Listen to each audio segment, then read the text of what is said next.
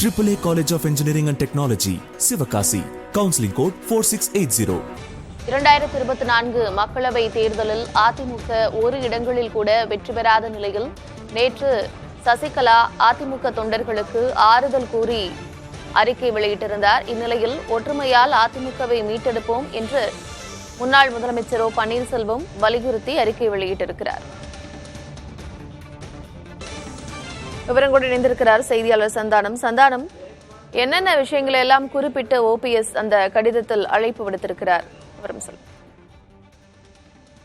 கார்த்திகா, நடைபெற்று முடிந்த நாடாளுமன்ற தேர்தலில் அதிமுக 40 தொகுதிகளிலும் தோல்வியடைந்தது. குறிப்பாக பார்த்தோன்னா முதல் முறையாக 12க்கும் மேற்பட்ட தொகுதிகளில் 3வது இடத்திற்கு அதிமுக இந்த தேர்தலில் தள்ளப்பட்டிருக்கிறது. இதனை தொடர்ந்து தான் பார்த்தோன்னா நேற்று சசிகலா மீண்டும் அதிமுகனுடைய தொண்டர்கள் அனைவருமே ஒன்றிணைய வேண்டும் என்று அழைப்பு விடுத்திருந்தார்.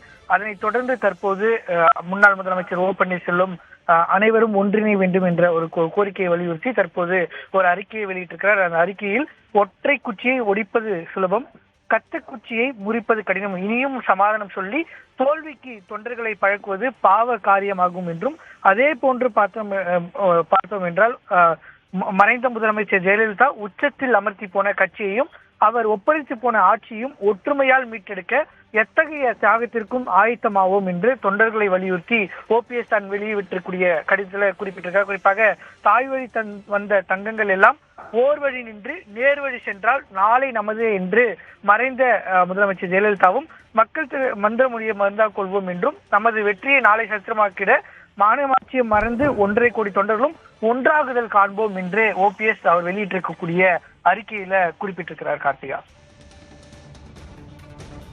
சந்தானம், நேற்று இந்த தாய் வழி வந்த தங்கங்கள் எல்லாம் ஓர் வழி நின்று நேர்வழி சென்றால் நாளை நமதே அப்படிங்கிற வார்த்தைகளை குறிப்பிட்டு சசிகலா அறிக்கை வெளியிட்டிருந்தார். இன்றைக்கு அதே வார்த்தைகளை குறிப்பிட்டு ஓபிஎஸும் அறிக்கை வெளியிட்டிருக்கிறார். அதிமுக ஒரு இடத்தில் கூட வெற்றி பெறாத நிலையில இந்த 2 பேருடைய அறிக்கையும் எவ்வளவு முக்கியத்துவம் வாய்ந்ததாக இந்த நிலையில பார்க்கப்படுகிறது? நிச்சயமாக நாடாளுமன்ற தேர்தலில் இந்த அதிமுகவினுடைய பொதுச் செயலாளராக எடப்பாடி பழனிசாமி பொறுப்பேற்ற பின்பு நடைபெறக்கூடிய முதல் தேர்தலாக இந்த தேர்தல் இருந்தது. மறைந்த முதலமைச்சர் ஜெயலலிதா மறைவுக்கு பின்பு இரட்டை தலைமையின் கீழே சட்டமன்ற தேர்தல் வரை சந்தித்த நிலையில ஒற்றை தலைமை, குறிப்பாக ஓபிஎஸ் கட்சியிலிருந்து நீக்கப்பட்டு 2 ஆண்டுகள் கடந்து ஒற்றை தலைமையின் கீழ் நடைபெற்ற இந்த முதல் தேர்தலையும் அதிமுக மிகப்பெரிய தோல்வியை சந்தித்திருந்தது. ஏற்கனவே சசிகலா மற்றும் ஓபிஎஸ் இருவருமே அனைவரும் ஒன்றிணைய வேண்டும் என்ற கோரிக்கையை தொடர்ச்சியாக வலியுறுத்தியிருந்தார்கள்.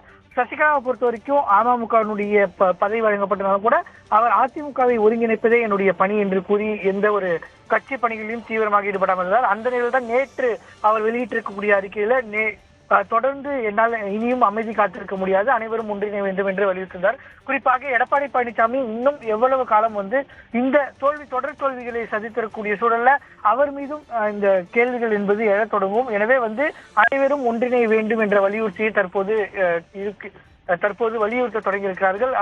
அதிமுக சார்பில் கட்சி தொண்டர்கள் நிர்வாகிகளை பொறுத்த மட்டில அதிமுகவில் சசிகலா மற்றும் ஓபிஎஸ் ஆகியோருக்கு இடமில்லை என்று தற்போது தெரிவிக்கப்பட்டிருந்தாலும் கூட தற்போது நாடாளுமன்ற தேர்தலுக்கு பிறகு இதனுடைய தாக்கம் என்னவாக இருக்கும் அப்படின்ற கேள்விகள் இருந்திருக்கிறது. இந்த சூழல்தான் தற்போது இதனை அனைவரும் ஒருங்கிணைக்க வேண்டும் என்ற ஒரு கோரிக்கையை வலியுறுத்தி ஓபிஎஸ் சசிகலா இருவருமே தொடர்ச்சியாக தங்களுடைய அறிக்கைகளை அடுத்தடுத்த நாட்களில் வெளியிட்டு வர தொடங்கி இருக்கிறார்கள். கார்த்திகா, சந்தானகுமார், ஏற்கனவே இந்த தேர்தல் நேரத்துல அண்ணாமலை 2024 தேர்தலுக்கு பிறகு அதிமுக அப்படிங்கிற ஒரு கட்சி இல்லாமல் போகும் அப்படிங்கிற ஒரு கருத்தை சொன்னாரு. ஆனா அந்த அண்ணாமலையினுடைய பாஜகனோட சேர்ந்துதான் ஓபிஎஸ் தேர்தலை சந்திச்சார். இப்போ மறுபடியும் அதிமுக தொண்டர்களுக்கு அவர் அழைப்பு விடுத்து கடிதம் எழுதியிருக்கிறாரு. எப்படி புரிஞ்சுக்கலாம்? நிச்சயமா இதுல 2 பக்கங்களா நம்ம பார்க்கணும். ஒரு பக்கம் பார்த்தோம்னா அதிமுகவினுடைய பொதுச் செயலாளராக எடப்பாடி பழனிசாமி பொறுப்பேற்ற பின்பு ஒரு வாரத்துல ஒரு அறிக்கை வெளியிட்டிருந்தாங்க. அந்த அறிக்கையில அதிமுகவிலிருந்து வெளியேறிக்கக்கூடிய அனைவருமே மீண்டும் கட்சியில கட்சியினுடைய பொதுச் செயலாளர் சந்தித்து கடிதம் வழங்கி இணைந்து கொள்ளலாம் அப்படின்ற ஒரு கடிதம் என்பது வெளியிடப்பட்டது. ஆனால் அந்த கடிதத்தை குறித்து விளக்கம் கேட்கும் போது யார் வேண்டும் என்றாலும் திரும்பி வரலாம், ஆனால் ஓபிஎஸ், சசிகலா, டிடி தினகரன் ஆகிய 3 மட்டும் அதிமுகவில இடமில்லை அப்படின்றத அதிமுக இருக்கக்கூடிய நிர்வாகிகள் அனைவருமே ஒற்றை கருத்தாக தெரிவிச்சிருந்தாங்க. குறிப்பாக அதிமுக பொதுக்கூட்டத்தின் போது அதிமுகவினுடைய தலைமை கழகம் மீது நடத்தப்பட்ட தாக்குதல், ஓபிஎஸ் மீதும், அதே போன்று சசிகலா தினகரன் ஆகியோர் கட்சியில மீண்டும் இணைந்தால் ஒரு குடும்பத்தின் கீழே கட்சி செல்லக்கூடிய சூழல் ஏற்படும். எனவே அதற்கான வாய்ப்புகள் இல்லை. மற்ற அனைவருமே கட்சியில இணையலாம் அப்படின்றதுதான் அதிமுகவினுடைய தரப்பினுடைய தகவலாக இருந்தது.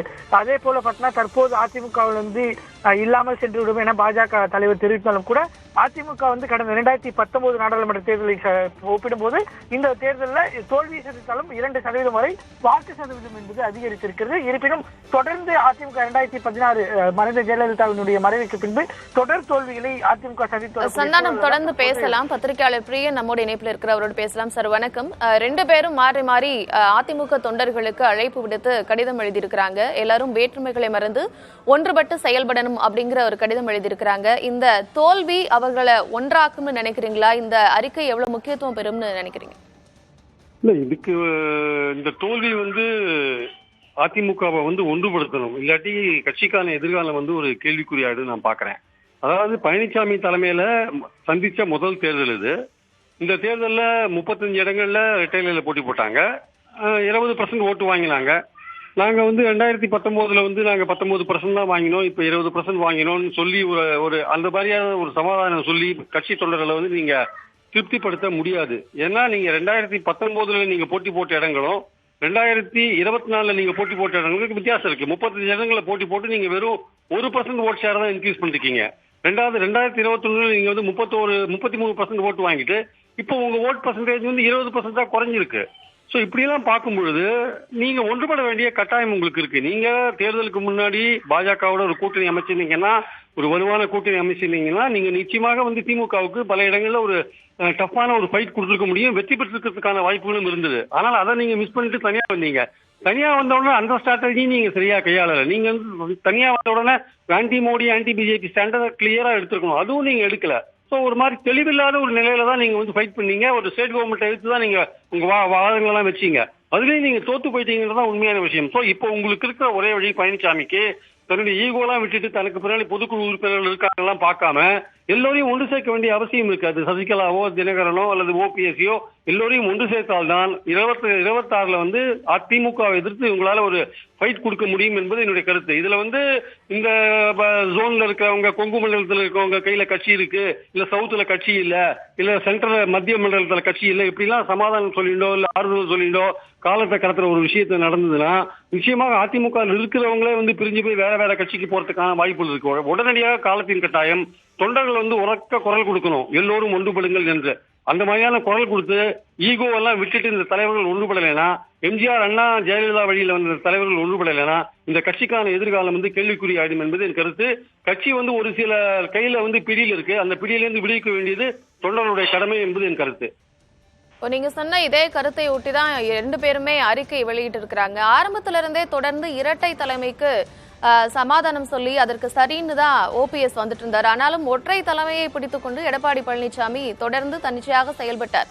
இந்த நிலைதான் இந்த தோல்விக்கு காரணம்னு நம்ம எடுத்துக்கலாமா? இனி அடுத்து எடப்பாடி செய்ய வேண்டிய விஷயங்களாக என்னென்ன இருக்கணும்?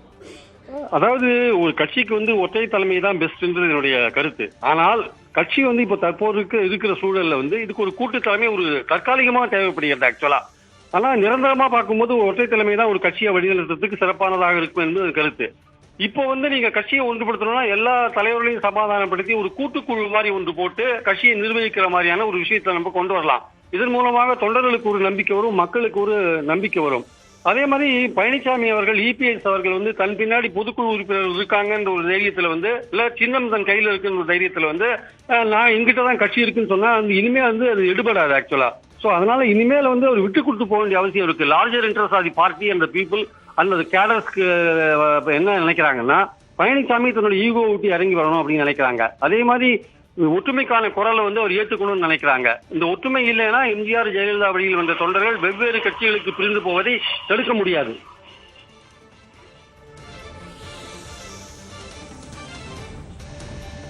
இன்னும் கூட இந்த தேர்தலில் நமக்கு கண்கூடான சில விஷயங்கள் தெரிஞ்சது. அதுல கோவையில அதிமுகவை பின்னுக்கு தள்ளி பாஜக முன்னிலையில இருக்கு.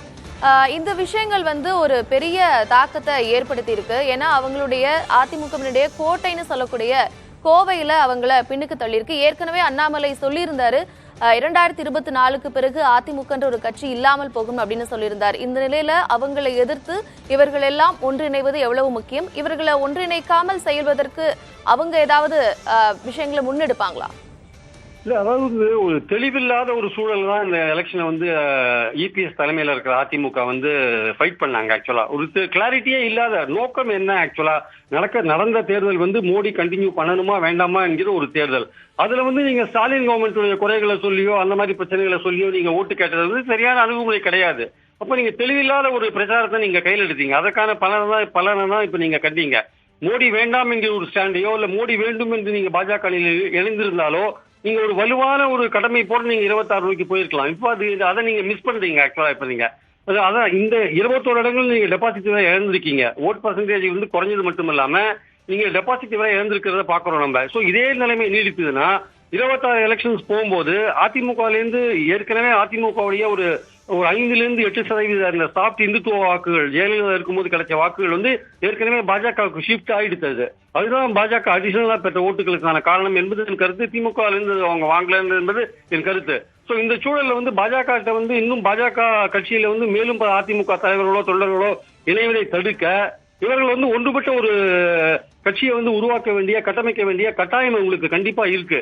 இதை உணரலைன்னா இந்த கட்சி தமிழ்நாட்டுக்கு வந்து தமிழ்நாட்டு நலன்களை காப்பாற்றுவதற்கு மாநிலத்தில் இருக்கிற திராவிட கட்சிகளால தான் முடியுமே தவிர தேசிய கட்சிகளால முடியாது என்பது என் கருத்து. ஏன்னா தேசிய கட்சிகளுக்கும் மாநில நலன்களுக்கும் பல முரண்பாடுகள் இருக்கு. ஆக்சுவலா அதனால வந்து மாநில கட்சி தான் வந்து மாநில கட்சிகள் வந்து நிச்சயமாக மாநில நலன்களை காப்பாற்றுவதற்கான ஒரு முக்கியமான இடத்துல. உங்களுடைய நேரத்திற்கும் கருத்திற்கும் நன்றி. AAA College of Engineering and Technology, Sivakasi. Counseling code 4680.